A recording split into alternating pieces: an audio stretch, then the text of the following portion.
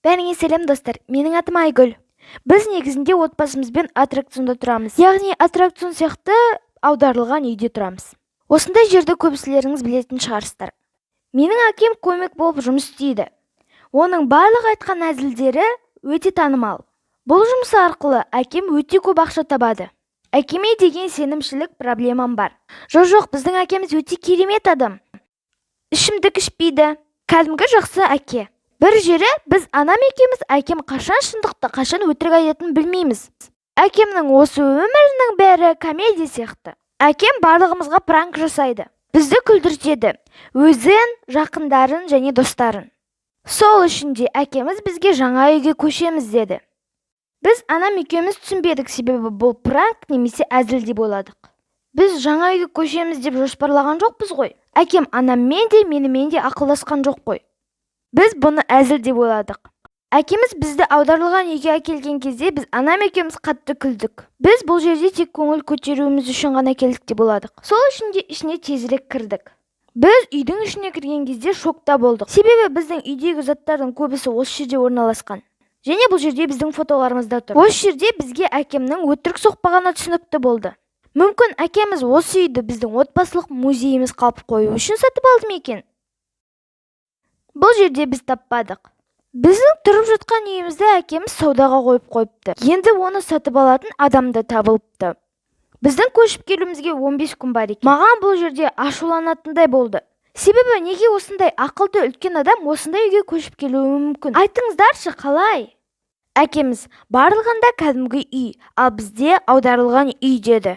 Әкем бұны өте керемет деп ойлаған сияқты. Ал анама қарасам, анам да бұған қуанышты сияқты. Мүмкін менімен бір нәрсе дұрыс емес шығар. Мен неге ата-анамның сезімін сезбей тұрмын? Біз көшіп келгеннен кейін сұмдық басталды. Себебі әзіл үшін 20 минут қана кірген ол жақсы, ал ол жерде тұру миға қонымсыз. Менің миым не болып жатқанын түсінер емес. Неге барлық жиһаздар үстінде тұрғанын да түсінер емес. Сондықтан да мен ақымақ болып қалдым.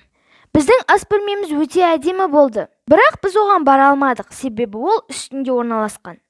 Ал өздеріңіз ойлап қараңызшы, жатар кезде қайда жатасың? Жиһаздардың барлығы үстінде орналасқан.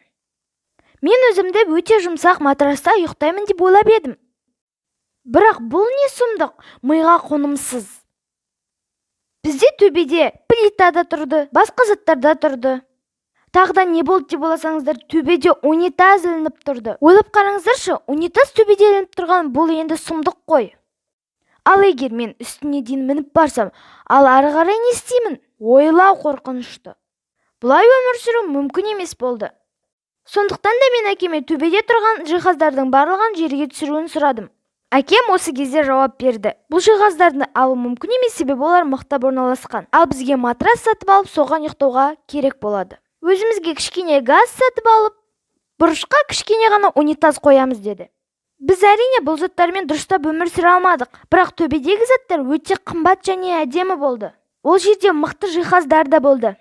Әдемі асхана да болды. Әкем бұның барлығын заказға беріп жасатқан шығар. Мен ұмытып кете беріп үстіне міне беретінмін. Білмеймін үстіне қалай шығатынымды, бірақ мен сол жерден қолымды жуғым келетін. Мен ол жерден кәдімгідей қол жуғым келетін. Біз бұл үйде дұрыстап тұра алмадық. Әкем де осындай аударылған үйде барлық жиһаз үстінде тұрғаннан комфортты сезбейді. Бірақ әкем бұны ауыстырғысы келмейді, осылай тұра бергісі келеді. Анама да барлығы ұнаған сияқты болды. Осы жерде мен қайтадан ақымақ болып қалған сияқты болдым. Себебі бұл жерде маған ешқашан ұнаған жоқ. Мен кейде үйімнен шыққан кезде құлап қала бердім. Себебі айналамдағы заттардың барлығы дұрыс орналасқан. Ал менің үйімдегінің барлығы төбеде орналасқан. Мен өз үйімде кері қарай жүрсем, осы жерде дұрыс жүремін. Менің әлемім аударылып кеткен сияқты болды. Және бұл өте қатты қорқынышты болды. Білесіздер ме, мен осының барлығын пранк деп ойлап келе жатырмын. Міне бітеді деп келе жатырмын. Мен күттім, бірақ бұл пранк емес болды. Мені бұл өте қатты шаршатты. Аударылған үйде тұру мүмкін емес болды. Бір ретте мен мектепте сабақ үстінде ұйықтап қалғанмын. Мені мұғалімнің қатты дауысы оятты. Мен көзімді аша салғаным еді, мен төбеде тұрмын ба деп партадан қатты ұстап алып шыңғырдым. Барлығы маған қарап күлді және ауыр сөздер айтты. Мен осы кезде өзімнің сыныптастарыма да ата-анама да ашуландым. Себебі олардың кесірінен мен осындай ыңғайсыз жағдайларға түсемін. Неге олар осылай ойлаған, мен соған жыным келеді. Бұл соңғы кез болды. Менің сыныптастарым басыма арнайы қалпақты кигізіп қояды. Себебі менің партам аспанда ұша алады деп ойлайды. Жынданған мен әкемнің қалтасындағы барлық ақшасын алып, менің өзім құрбыма кетіп қалдым. Ол құрбым бұрында менімен оқыған, ал қазір басқа мектепке көшіп кеткен. Егер ата-анама осындай шоу көрме үй ұнаса, өздері тұра берсін. Неге баласының психикалық ойлауын түсінбейді? Өздері тұрса тұра берсін деп мен кетіп қалдым. Мен құрбыма барып, соңғы кездері не болғаны туралы барлығын айттым. Менің құрбым болса шокта болды. Құрбым мені өте мықты қыз деп айтты, себебі барлық адам бір күн болсын онда үйде тұра алмайды деді. Құрбым, бұл сұмдық қой деді. Біз құрбым екеуміз ойланып отқан кезде ата-анам келді. Олар мені сағатым арқылы тапқан екен. Ата-анам ашуланған күйде құрбымның үйіне кіріп келді. Мені кәдімгідей әңгімелесу күтіп тұрды. Бірақ мен де оларға шындықты айтқым келді. Неге мені ондай ыңғайсыз жағдайларға қалдырасыңдар? Мен ондай көрме үйде тұрғым келмейді деп барлығын айтып бердім. Неге сендер менің келісуімсіз басқа үйге көштіңдер? Неге менің психикаммен ойнайсыңдар деп барлығын айттым. Әкем, бұл қандай шоу? Мен отбасыма бұндай шоу арнамаймын ғой деді. Мен отбасыма бұлай істемеуші едім, деді әкем. Және анам екеуінің бір нәрсе айтқысы келді. Мен сол кезде ғана ата-анамнан шок болатын әңгіме естідім. Менің анам негізінде кішкентай кезінен бастап барлық адамдар қалай көреді, олай көре алмайды екен. Негізінде барлық адамдар әлемді аударылған күйінше көреді. Ол миға жетіп қана барып дұрыс көреді. Ал менің анамның миы ол аударылған күйінше көрмейді. Яғни ол анам әлемді керісінше көреді, аударылған күйінше. Ал анам болса бұл жаңалықты менен де әкемнен де жасырып келді. Себебі біз анамды ауру деп айтпас үшін. Бұның барлығы бір кезде болды. Анам душқа кіріп кетіп, ал әкем жұмыстан ерте келіп қағаздарды көрді. Бұны әкем түсінбеді де өзінің досына хабарласты. Досы бұны аударып берді. Ал әкем бұны мен білемін деп анама айтпады. Әкем анама көмектескісі келді.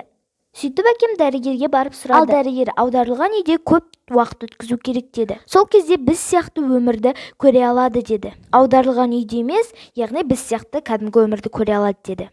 Әкем ұзақ уақыт бойы компьютерден аударылған үйді іздеп жүрді. Біз сонда бүкіл отбасымызбен көшіп барамыз дедік. Ал бұл аударылған үй анама өте қатты ұнады және пайдаға асты. Ал біз анам екеуміз аударылған үйде жарты жылдай тұруымыз керек деді. Әкем, егер сен бізбен аударылған үйде тұрғың келмесе, тәтеңнің үйінде немесе әжеңнің үйінде тұруыңа болады деді.